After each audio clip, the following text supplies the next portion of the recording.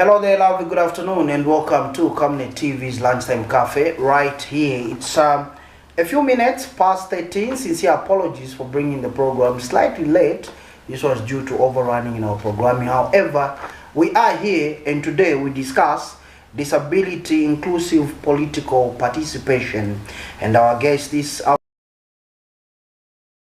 MUBANGA, who's going to help us discuss this very important topic. You as a viewer can come through the number that is on your TV screen, and do remember that we are live on Topstar channel 106, Facebook, YouTube, and Kenstream app. We are streaming live as Camnet TV. Madam MUBANGA, good to see you and welcome. Thank you very much. Good afternoon, and good afternoon, viewers and listeners. Okay, good to have you here. And when I was having this discussion with my producers, they were telling me that you are going to have a person with a disability, and we saw this as an opportunity to give you a platform to basically tell us who you are. Who are you? Thank you very much. First of all, as I said, good afternoon, listeners and viewers. I put it in mind that there are those that are listening this program because perhaps they don't have the gadget, but more importantly that there could be a person with a disability like myself. I'm a blind person, I'm visually impaired. So I was born sighted, and I lost my sight about 30 years ago. And I'm okay with it, and I have gotten to know the challenges that persons with disabilities face, because when I was able to see, I now know that okay, this is now what it is like. So it is something that any person can do, and these are the challenges that they face. These are the things they can still be able to do despite being in this space. So I was born in the Copper Belt, Kitwe specific, and I did work for Meridian Bank then. Until its closure. I was there almost on the onset of the bank, and then I worked for KPMG, and then I also worked for Pick and Pay. So I've interacted with a lot of people from all streams of life. Being in the bank, we had clients coming from all walks of life. Even when I was with Pick and Pay, I worked with Pick and Pay when I became blind, but they employed me as a receptionist. That was quite an experience, because I would even find myself somebody walking in and they are deaf and they are approaching me and I don't know. So that was an experience where now I knew that okay, this is how you go around these issues. So life is diverse, so there's no big challenge despite a disability. Okay. Now let me find out. You've talked about experiences. What experiences shaped your leadership path as a person with a disability? Okay. Before I became blind in the 90s, when I became interested into politics, especially when the third term started ringing.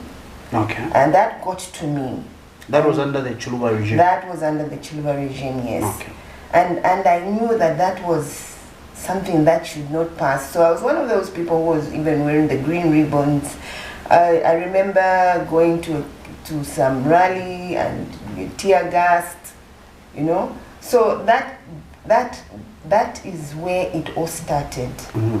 So after that, I'm looking at things that are happening around us now, when you talk about the education sector, when you talk about the medical, the health sector, the social sector, and you're wondering, why are we going backwards? Why are we not improving? Why aren't we getting better than where we were in 1990? Mm-hmm. Things are just getting worse. And you are wondering, oh, okay, but it can be done. As I said, I'm blind, but that doesn't mean I have no vision of what can be done to improve this great nation of Zambia. I've got ideas. I've got something to contribute to this great nation in terms of politics, in terms of leadership, progressive leadership for that matter. So that really motivated me, because you wonder, why are children sitting on the floor? That we are hearing children are sitting on the floor in classes. Mm-hmm.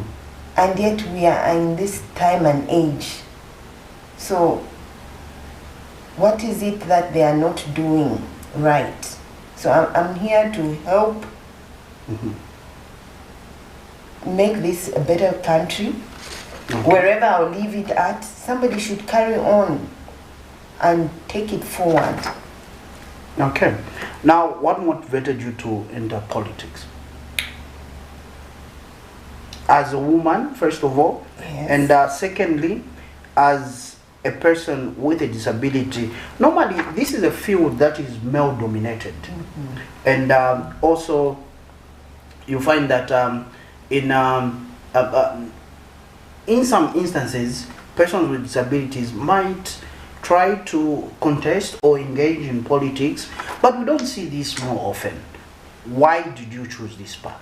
It is because most of the times, as persons with disabilities, we have been left out. The policies are there, but they're not implemented. Okay. So, as a person with a disability, and being a visually impaired person, that doesn't mean they can't do things for us. They can't improve our livelihoods. So, as a woman, I can do all these things that every other person can do.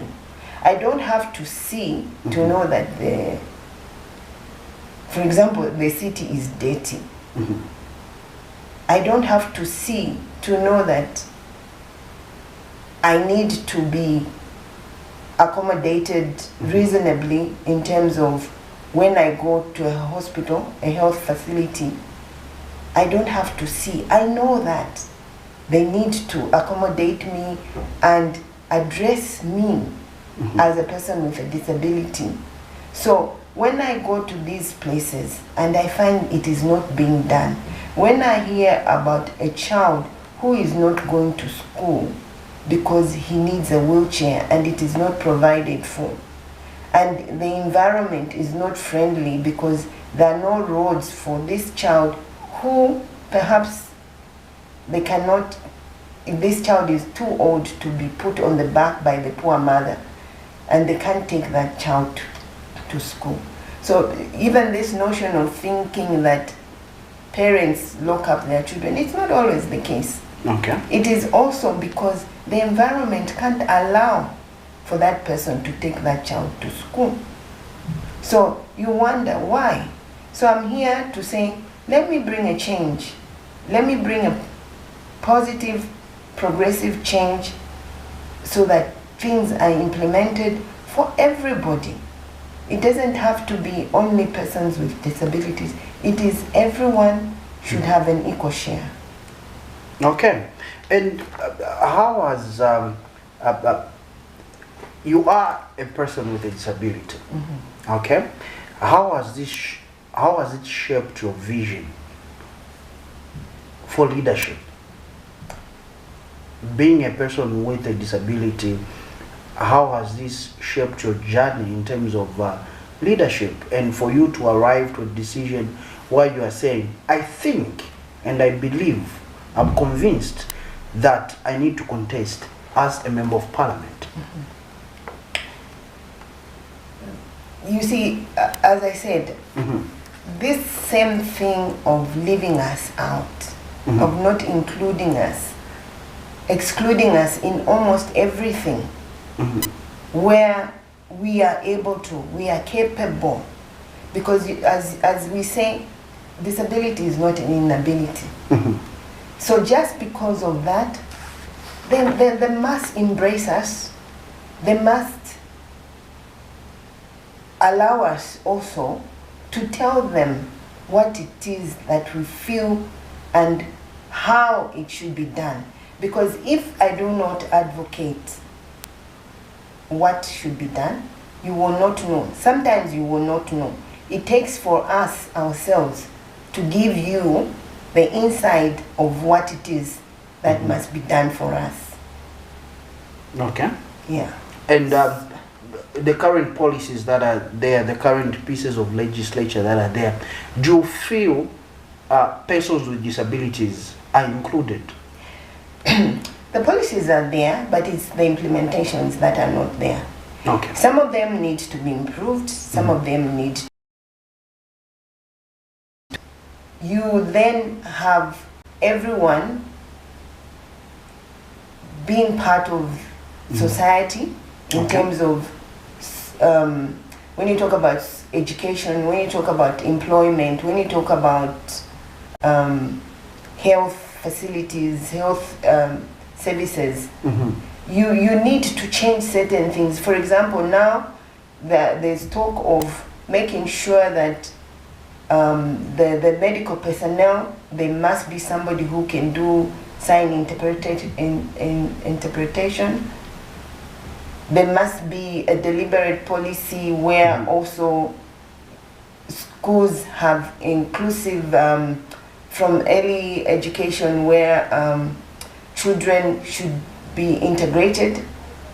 Okay. Because at the end of the day, if I'm secluded just to an exclusive school, but when I go into college, this is where they find challenges. They don't even know. I have experiences where somebody doesn't know how to address me because I'm blind. They don't even know that they can tell me that, oh, you can have a seat there. They'll tell my personal guide to say, oh, tell her to sit. But I can hear, I can talk. I'm going into a bank, I need a service. They don't know how to address me. Why? Because it is the attitude that has been set from the onset, where there is no inclusive.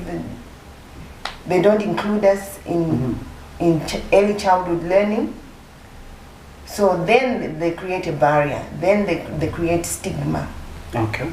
So when that is done, all these policies, most of them are there, but it is the implementation, as I said. It's not there.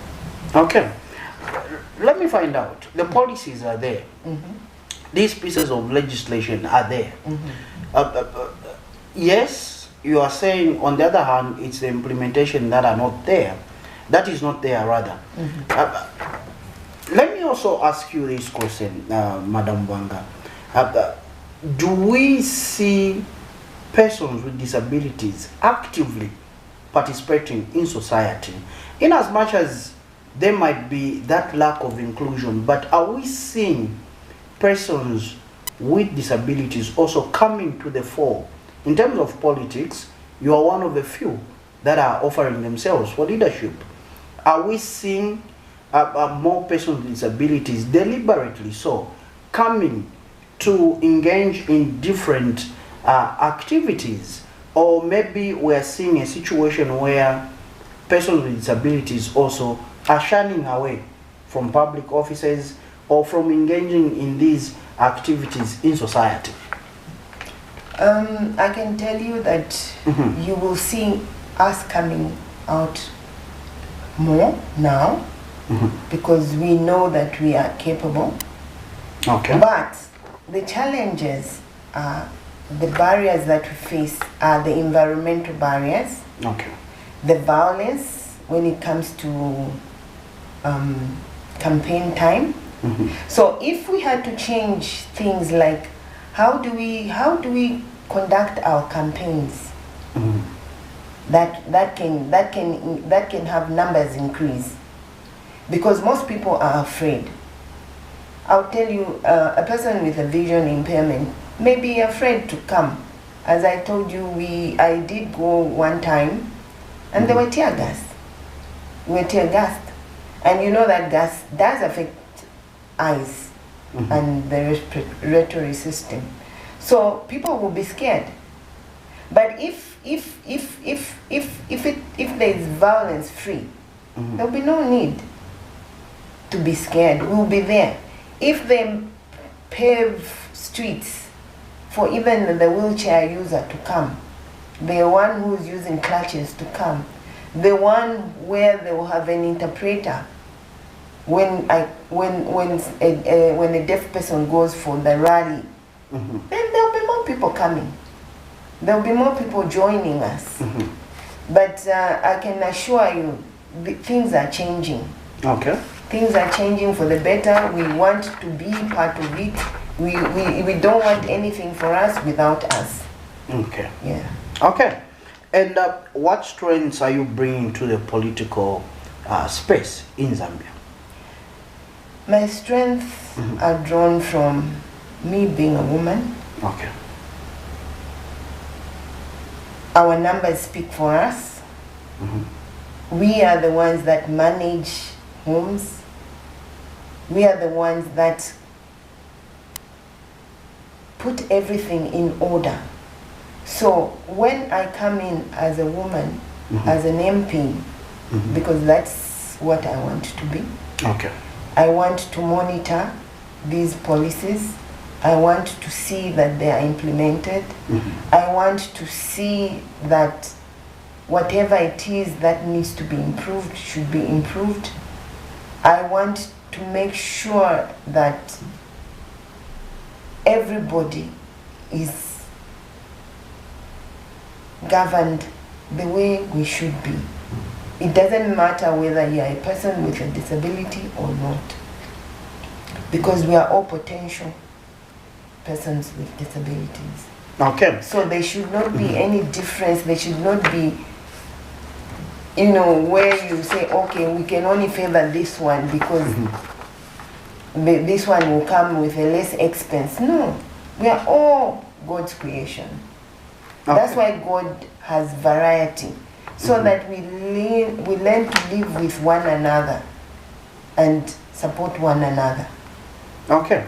Now, Madam Mubanga, there has been a concern, normally in the political space, when it comes to you, the women, that of course you make the majority, you account for the majority of voters, but there has been a concern that you, the women, don't support each other.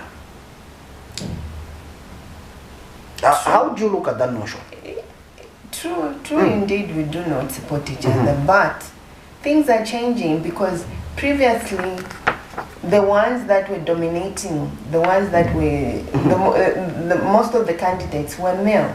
Okay. But now you see, come 2026, you have more women coming in, and we are going to support one another, because we are going to come up with even slogans where we say, girl power, let's support one another. But we've had that slogan for the longest, Madam Banga. We've had that. Well, that slogan for the longest. But we are not seeing women rallying behind each other. For instance, I'll give you examples of my dear, wonderful sister, Sabo Imboya. She's a female leading a political party. She's a female leading a political party. Madam Edith Nawakwi, may I so rest in peace. She was a woman leading a political party, but we don't see numbers that accompany men also accompanying women. Why is it the case? Because the men had the muscle of the finance. But now we are going to change the way we're going to do politics. We are going to say, may I borrow his words? May his soul rest in peace. Michael Sata, where he said, don't kuwebe. Don't kuwebe. If they bring the money, we get the money, they get the money, they eat. But you support your fellow woman. How are you going to change that narrative? Because we've heard for the longest, no, women were going to support each other. But when it comes to us going to the polls, we don't see women supporting women. In fact, one woman said, you are enemies of yourselves as women. That's why I'm saying that. So now, we are not going to use the power of the money when we are doing our campaigns. We'll be talking reality.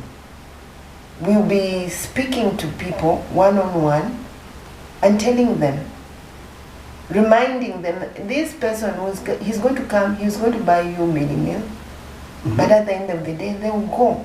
But this woman is going to make sure that, yes, you will change policies where you have children going to school, you will have hospitals running with water, you will have hospitals everywhere where the maternity wings are there, where the famous D block should be in every hospital, you know, so that you don't have to travel all the way from Matero, you don't have to travel all the way from Kwacha East, you don't have to travel all the way from Dundumwezi. Even just recently, there's been a cry of, let's look at an emergency where we have a crisis in a country. For example, recently we had in Afghanistan, there was an earthquake. There's war going on in Ukraine, Russia. We even had the corona. Thank God he spared us. Can you imagine if we were dying the way they were dying in Europe? What would have happened? Because we don't even have the facilities. But if we talk about Ifaba and Amayo, we are going to make sure that they build more hospitals, they build more wards everywhere. You don't have to rush somebody. Just here in Kapiri, somebody should come to Lusaka. Just recently in Kapiri, in I think Central Province, there has been about 15 people who died after drinking that home-brewed beer. They had to bring the bodies to to Kabwe. Why? There are no facilities where they were to put them in mortuaries. Because they have to do the postmortems. But then because they don't have the facilities. But why even now that we are in the 21st century, we still don't have? It is because we have been dealing people with who do not care. I can say they don't care. Okay. But we women, we know that, okay, my children,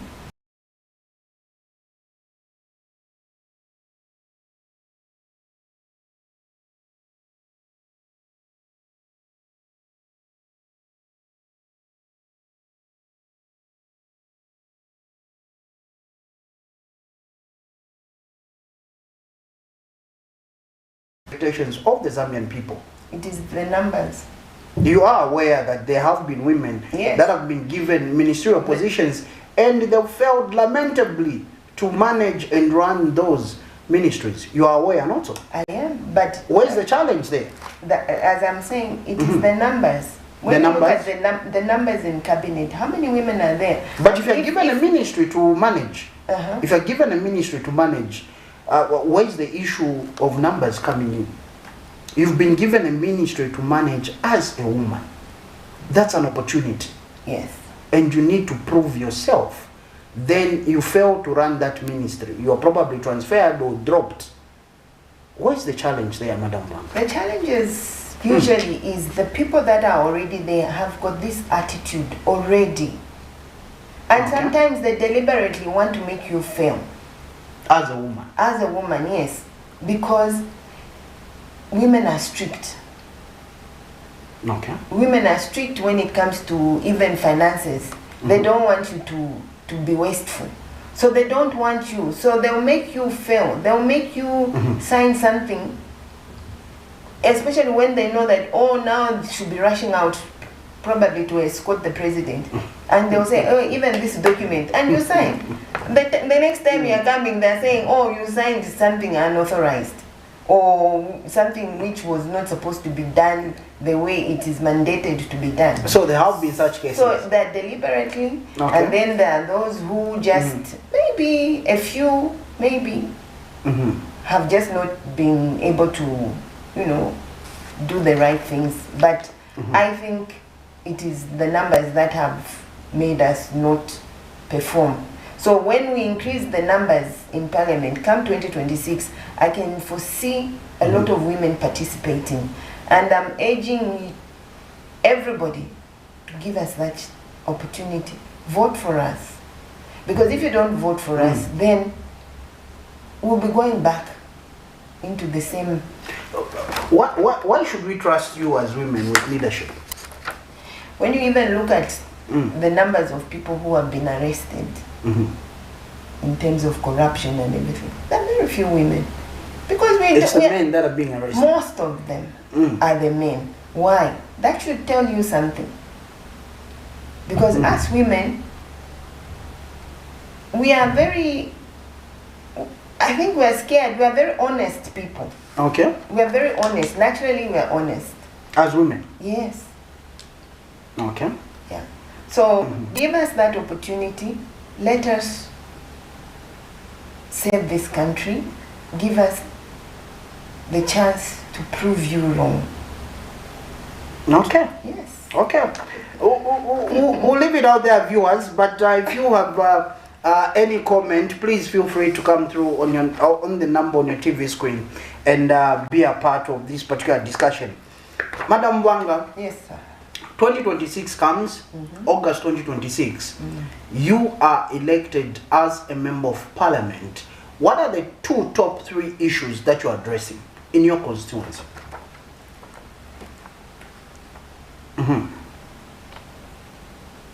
The unemployment. Okay. Accommodation. Okay. And health. Okay. Let's start with unemployment. Those are 3. Let's start with unemployment.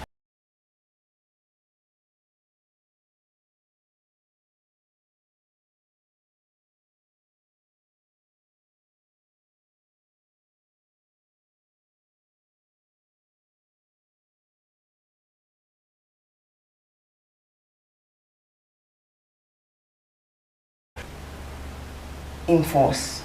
So already CDF is bringing out, I mean, there's a component where skills, because not everybody, mind you, will be educated to degree levels, because we need somebody to do the drainages, we need somebody to do the welding.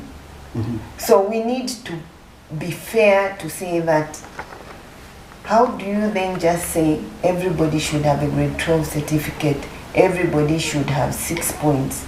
So when you look at CDF, it's a game changer. People will go and be skilled.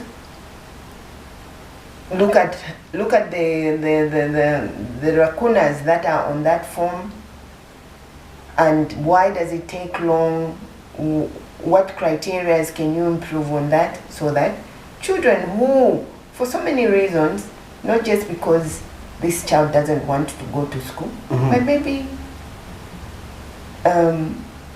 they have lost their parents, they have lost their sponsors, they can't go to school. So how do you handle such a child? Because it's not everybody that has had the opportunity to get into a classroom.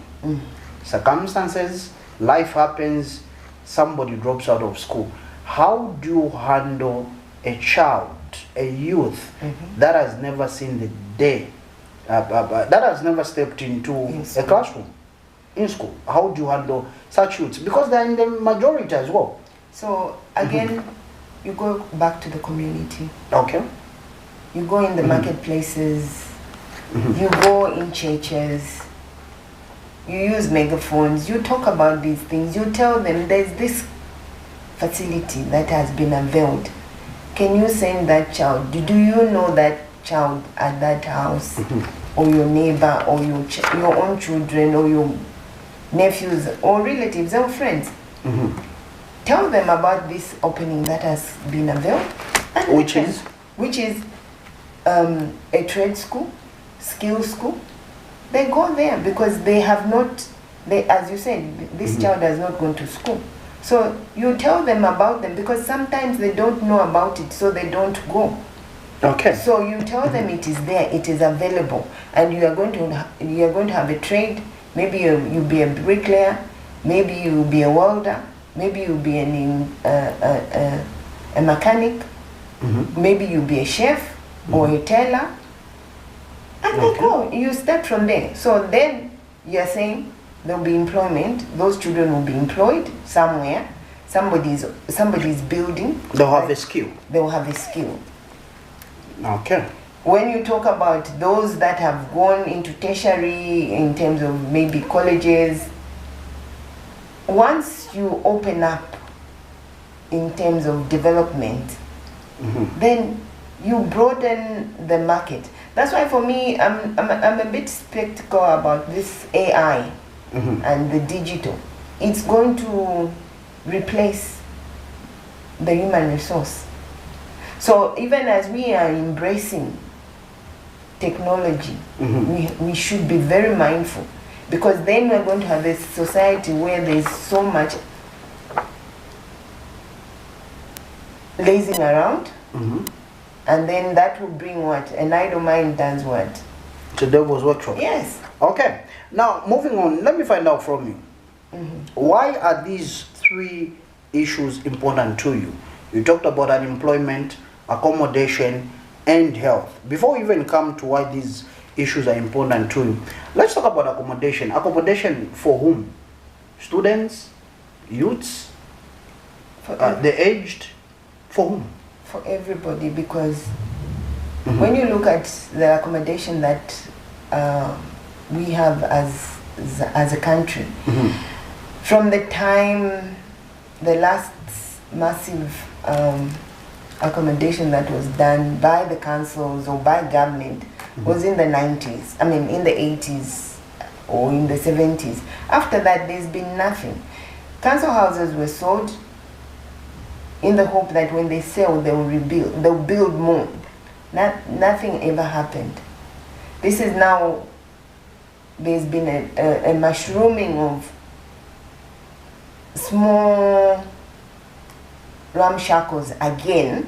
when we're talking about Kanyama disaster, we are hearing adverts of a 70 by, I mean, not even 70. 14 by 14? 14 by 14 plot. So what How house? big is that? 14 by 14, what rooms are you making?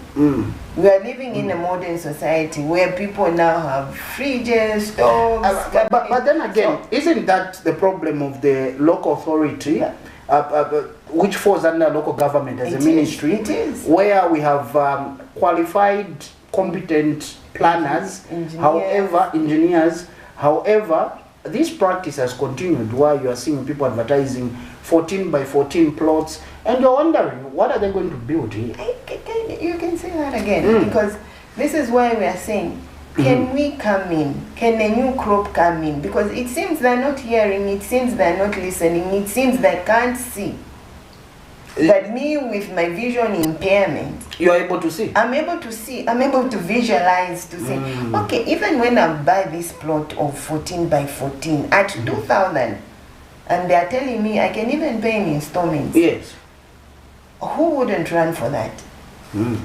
Because they're even encouraging you to say, Chiwaba kunkala tenant, kunkala landlord. So I'll rush for that. But where in my blindness will I put those blocks to build that, even just to build 40? Where will the counter park? Where will they put the sand? So in other words, you are saying these plots that are being advertised, the 14 by whatever. 14 by 14. Yes, they are another disaster, another Kanyama disaster, another Kalingalinga disaster, another Mutendere disaster. In short, you are saying these will turn out to be more like unplanned settlements. Yes, they will be. Even though they say, no, there are roads there, but have they even allocated space for schools? Have they even allocated space for hospitals, police? Have they allocated space for things like banks, post office, and all those things? So that's why you come in as a lawmaker. precisely. Ah, fantastic. Okay, accommodation done. Let's look at health. You talked about Central Province, Kapirimponshi. There was a disaster that happened, an unfortunate incident. Yes. These people that lost their lives were repatriated to Kabwe, to the Central Hospital, where they were attended to. No, they died. But where postmortem was done. They're going to do it's just very recently. It's just a few days ago. They consumed. So we hear of cases of somebody having this unusual illness. They are brought to the University Teaching Hospital or to Levi Mwanawasa Hospital right here in Lusaka. So when you talk about health, are we then saying that we need more health posts, more health facilities in rural areas, or modern health facilities in rural areas? Is that the direction that you'd like us to take? Yes, because it's not just in rural areas, everywhere, because the population is growing. Okay. You know, because, like I was trying to give an example, if Corona had hit us the way it did in Europe and America and wherever, can you imagine the disaster? Because we don't have the facilities even for mortuaries. We couldn't even contain ourselves, even with just coffins. Coffins had to be imported even as far as South Africa. Sometimes then the question, getting them from the other towns. Then the question that we have to ask critically is, what's wrong with us Zambians? Are we not self-sufficient? Can't we stand on our own? What's wrong with us? The plans are there on paper, but we don't implement usually, or maybe we have planned them wrongly because we are not planning even for a disaster. God forbid it shouldn't happen. Okay. But what if it does? What would we do? We are heading into the rainy seasons. There will be cholera soon. People will still again go into the stadium to put tents. Honestly, let me ask this question. I know a lot of feathers will be rattled, but are we poor managers as Zambians? I'm putting it as Zambians, not Africans, but as Zambians. Are we poor managers? Are we reactive as opposed to being proactive?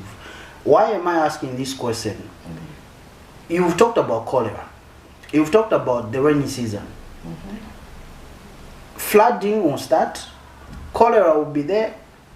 The Levi, not the Levi Mwanawasa Stadium in Dola, but the Heroes Stadium, which is supposed to host international matches, will be a cholera center. Are we really proactive as a nation? And you, the leaders that are aspiring for these positions, are you really proactive? Madam Bang, let me find out from you, because you'll be making these laws in Parliament. Yes, we are, and I'm sure they are. But where is the problem? The focus, they have no focus, they have no vision, they have they don't prioritize the most critical things. This is where they fail. Otherwise, I also don't understand. This is why I want to go in there and make sure it is done. Wherever I leave that, somebody else should carry on that baton and go on. Because obviously and definitely, I will not be able to do everything. But I must make a change, I must make a difference. And a difference in the positive. And in a perfect way. Okay, fantastic. For the sake of time, let's cruise a bit. Let me ask you this question. How will your leadership benefit all citizens, not only persons with disabilities? Why am I asking this question? We have seen politicians come, sit where you are seated, talk to the viewers, they get into office. We begin to see that those that are close to them, and I mean relatives, their whole lineage, begin to get contracts from government. They begin to get lucrative jobs. They are friends. They begin to build mansions, buy expensive cars, and leaving out the majority Zambians that voted for them, who still, even up to now, keep on wallowing in poverty. How will your leadership benefit all citizens, Madam Banga? It is very easy. How? First of all, you do not forget where you're coming from. Okay. You do not forget where you're coming from. You go back and you make sure that you keep that promise. If you are not God-fearing, then you forget. And by forgetting, I don't know whether it's deliberate. I really don't know whether they're blocked. I really don't know whether they can't see or they can't hear. Could it be a condition of selective amnesia? I don't think so. I don't think so. So what people must just do is bring first Zambia and the nation at large and everybody, especially the common man. Okay. They are the most vulnerable people. So make sure you should be focused. You should have a vision to say nobody should still wallow in poverty. Nobody should be dying of malnutrition. Nobody should not have at least a minimum of 2 meals a day. But we're not seeing that happening, Madam Banga, since time immemorial, since the politician came on the scene. We don't see that happening. They tell us, vote for us, we're going to change this in 90 days. We're going to enact to enact a new constitution, for instance, in so much days. They come into power, it's excuse after excuse, and years are moving. How will you change that as a parliamentarian? Sometimes people do not just have morals. Okay. And they don't have the passion. Okay. It is all about having a passion to help the next person. This is why I always remember President Kaunda, may his soul rest in peace, when he would say, exploitation of man by man. It is true. We're exploiting ourselves. Okay. And that shouldn't happen. We are being corrupt over very little money. Somebody is going to get a green registration card who's a foreigner at 50 kwacha. Why? It is the poverty levels. It is hunger that is causing that. So if we say we concentrate on agriculture, improve our agriculture system, our security in terms of food, because even the Bible tells you where it was said 7 years of famine, 7 years, you know, remember that story? The Joseph formula. Yes. So if we are going to say we had a bumper harvest and we decide to say, what makes us think that next year or 2 years time we will still have a bumper harvest? But the question is that, do you ever learn as politicians? You keep on repeating the same mistakes over and over again. Perhaps it's because it's the same politicians that are there, so this is why we should change. Okay. Vote for me, vote for new ones. Okay. Now let me throw in this question. How will you ensure that voices of women, youth, and persons with disabilities are heard once you become member of parliament? It's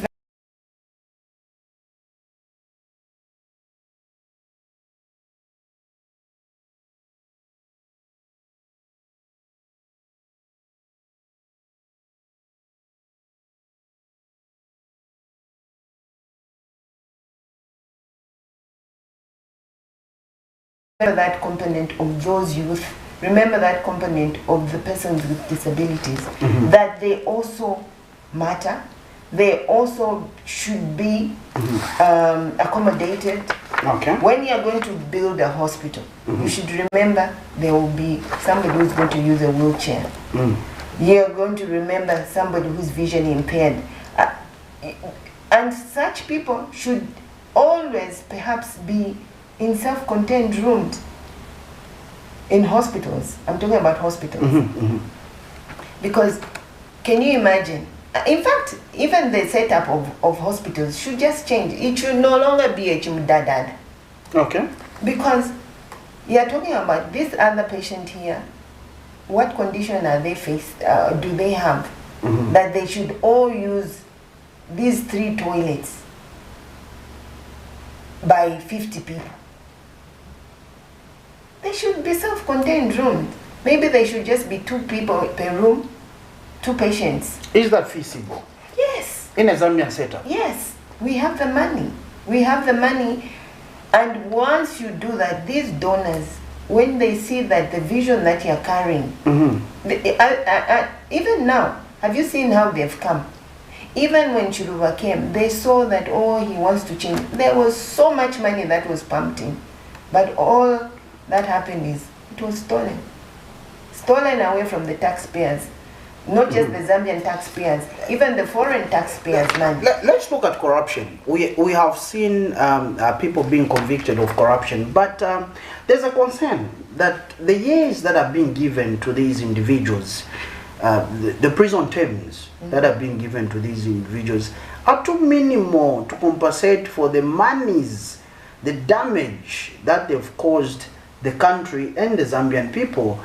You go into the townships, somebody steals a goat, they are given 10 years imprisonment with hard labor. Somebody steals a chicken, they are given 5 years imprisonment with hard labor. Now here's a politician who steals dollars, millions of dollars, and they are given less than 5 years imprisonment. How do you look at that disparity in terms of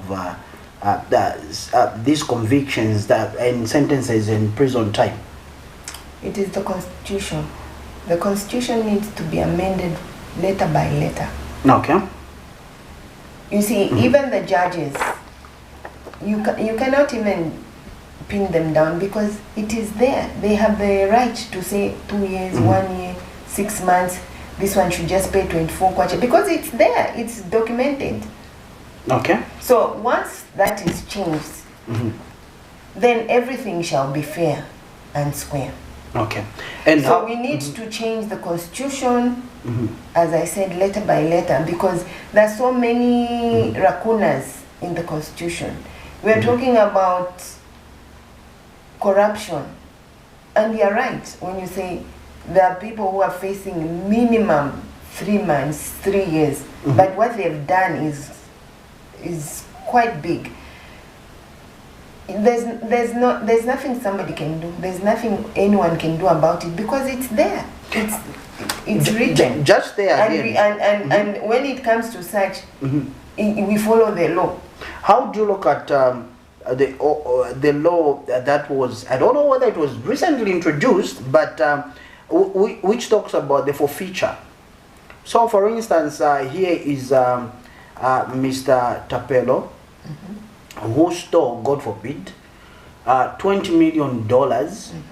Then you get into this agreement with the state where they tell you to say, bring back, let's say, $10 million, keep the other $10 million. How do you look at that? Is that fair? No, it's not. Definitely it's not. It's not even on moral grounds, really. It is not, because what you are telling the next person is, okay, in this case, that one sold 20, so you go and steal 100 so that you keep 50. You give 50 back? Yes. So don't steal small, steal a lot. So my question is, you being a female and knowing that females are strict with finances, let me ask you this question. Then why are we seeing politicians, because you make the laws in parliament as politicians, why are we seeing politicians tiptoeing when it comes to enacting laws that are stiff when it comes to corrupt activities or corruption? Why are we seeing laws that are being pushed for the constitution to be amended that has to do with prolonging somebody's tenure in office, and we are not seeing laws that have to do with politicians coming to the fore and saying, no, we need to enact a law that stipulates that if, for instance, a public officer, you are a permanent secretary, you are a civil servant, you are a minister in that particular office, you are cited in the Auditor General's report or in the Financial Intelligence Center to have pilfered taxpayers' money from ordinary Zambians. This is the minimum sentence, 25 years with hard labor. Why are we not seeing politicians pushing that? I may not speak for them, but my guess would be maybe they know that if they do that, they'll be caught in the net. So maybe that's why they're tiptoeing. Maybe. When it comes to corruption. When it comes to corruption. So they don't want to be caught in that net. Maybe. Or the numbers. You know, it's all about numbers in parliament. So the numbers are the ones that are saying, yes, let's increase the numbers of the fine or the years to be sentenced are probably less. So who wins? In parliament, it's always the majority. And sometimes, you know, in life, the majority is not always right. So this is where the case you find somebody or leaders are not enacting on this because it is of no benefit to them, or it will backfire on them. So they would rather they extend the tenure than if they're caught napping or stealing, that means I'll be in the 25 years. So, Madam MUBANGA, if I'm getting you correctly, a politician would rather do something that benefits them than what benefits the country. Those without morals, yes. Those without morals. Those without a passion to develop this country. Those who really don't love this country, because it does break my heart to say that how can you do that to your own country just for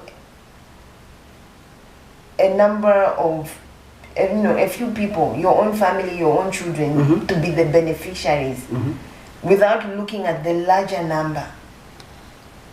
That is very, very sad. You know,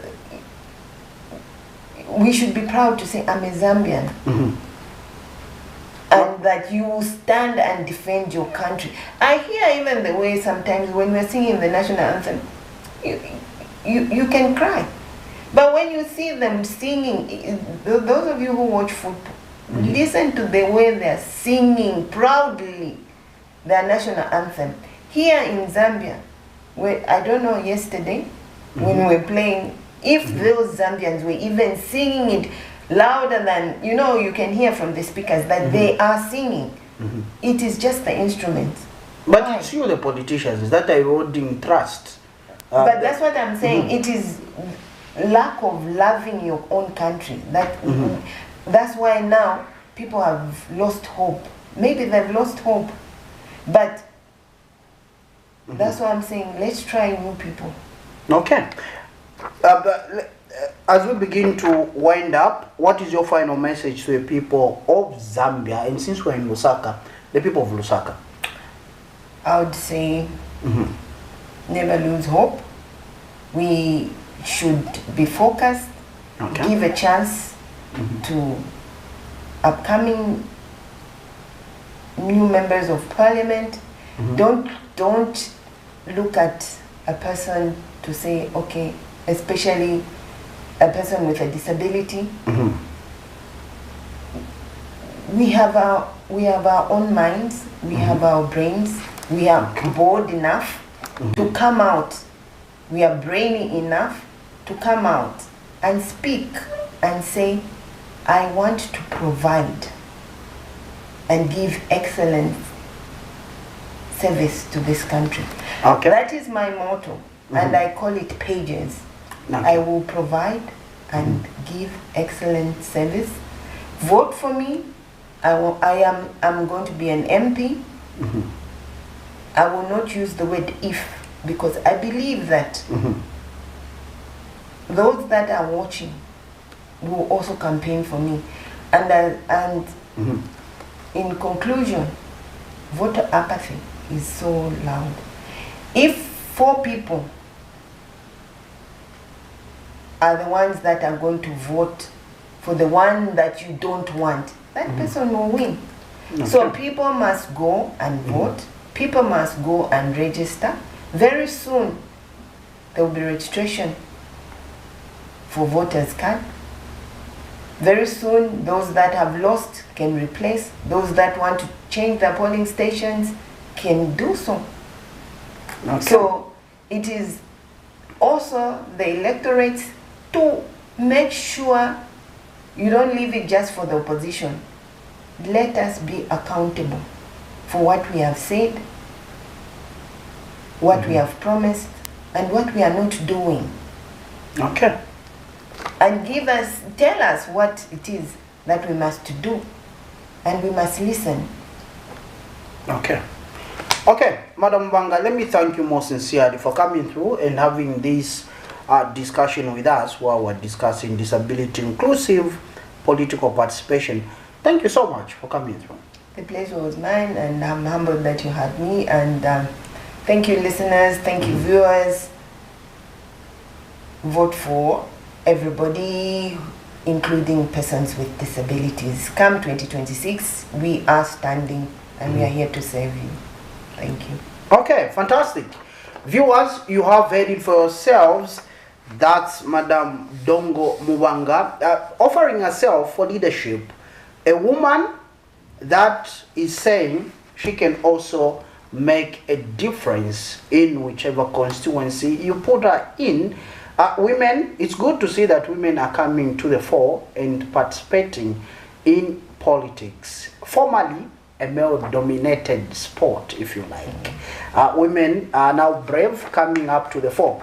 I have been your host, Tapelo Joe Smarter is my name. On behalf of my guest, Madam DONGO MUBANGA, and my director upstairs, it's bye-bye. We'll see you when you see us. Good afternoon.